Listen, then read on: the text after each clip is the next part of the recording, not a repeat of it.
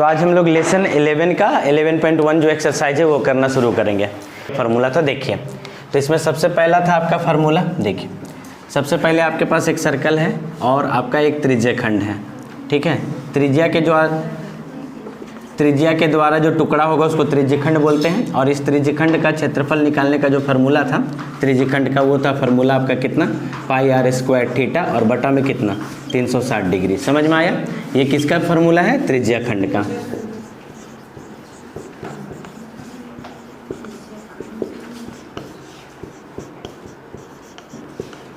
ठीक, पहला फार्मूला। दूसरा इसमें बोले थे कि जो लंबाई होगा ये, इसको चाप का लंबाई बोला जाता है। तो चाप का लंबाई बराबर क्या होगा? चाप का लंबाई इज इक्वल टू होगा 2 पाई आर थीटा बटा में कितना 360 डिग्री। और तीसरा एक फार्मूला बोले थे आपका वृत्तखंड का, है ना, वृत्तखंड का क्षेत्रफल।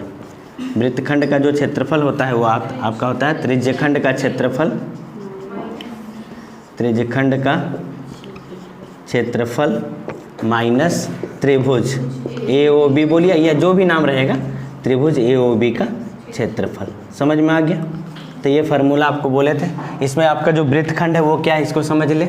अगर मान लेते ये जीवा है और इस जीवा का नाम आप AB रखिए, तो ये जो हिस्सा है इसको वृत्तखंड बोला जाता है, ठीक है। अगर इसका क्षेत्रफल निकालना है तो केंद्र से इसको मिला देते हैं, तो ये त्रिज्यखंड पूरा बन जाता है। और त्रिज्यखंड में इस त्रिभुज को अगर घटा दीजिएगा तो ये वृत्तखंड का क्षेत्रफल आपको निकल जाएगा। क्लियर? ये जो छोटा सा हिस्सा है इसको त्रिज्यखंड बोलते हैं या लघु त्रिज्यखंड बोला जाता है।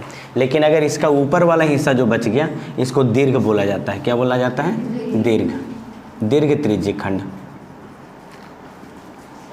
और ये जो ये हिस्सा अगर देखेंगे, अगर इस हिस्सा को देखें तो वृत्तखंड हुआ या लघु वृत्तखंड। इसके ऊपर वाला जो हिस्सा होगा वो होगा दीर्घ लघुखंड, दीर्घ वृत्तखंड, सॉरी, ये दीर्घ वृत्तखंड। तो ये सारा बात आपको बताया गया था पिछले क्लास में।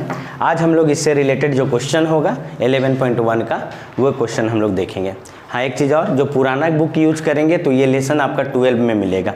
और जो नया किताब आपका NCERT का जो आया है ये लेसन 11 में आ गया है। बात समझ में आया?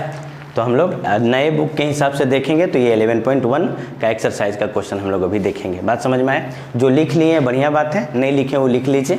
हम लोग अब क्वेश्चन देखते हैं। हो गया? क्वेश्चन नंबर 1 देखेंगे। क्या बोलता है? 6 सेंटीमीटर त्रिज्या वाले एक वृत्त के त्रिज्यखंड का क्षेत्रफल ज्ञात कीजिए जिसका कोण 60 डिग्री है। तो आपको क्या बोला गया है कि आपका एक त्रिज्यखंड का क्षेत्रफल निकालना है और जो एंगल बनाया गया है वो कितना डिग्री का बनाया गया है? 60 डिग्री, ठीक है। ये हो गया केंद्र और नाम मान लेते हैं ये A और ये B। ये वाला जो हिस्सा है इसका आपको क्षेत्रफल निकालना है, ठीक है। तो यहाँ पर सब कुछ लिख लेते हैं। जो त्रिज्या दिया हुआ है वृत्त का त्रिज्या, जिसको हम लोग R बोलते हैं, ये आपका दिया हुआ है 6 सेंटीमीटर। यहाँ पर भी लिख लेते हैं 6 सेंटीमीटर, ठीक है। और जो आपको एंगल दिया है कोण, ठीक है, इसको डायरेक्ट थीटा बोलिए। थीटा बराबर कितना डिग्री दिया हुआ है? 60 डिग्री। आपको निकालने क्या बोला है? त्रिज्यखंड का क्षेत्रफल। तो अगर हम लोग त्रिज्याखंड का क्षेत्रफल निकालेंगे, त्रिज्याखंड का क्षेत्रफल, तो त्रिज्याखंड का क्षेत्रफल क्या होता है? ये होता है formula pi r square theta और बटा में कितना 360। अब सारा वैल्यू पुट कीजिए। पाई का वैल्यू कितना होता है? 22/7। त्रिज्या कितना दिया हुआ है? 6, तो 6 स्क्वायर है तो 2 बार लिखेंगे, 6 गुना 6। और थीटा का वैल्यू कितना? 60 और बटा में कितना हो गया आपका 360। तो 0 से 0 कट गया।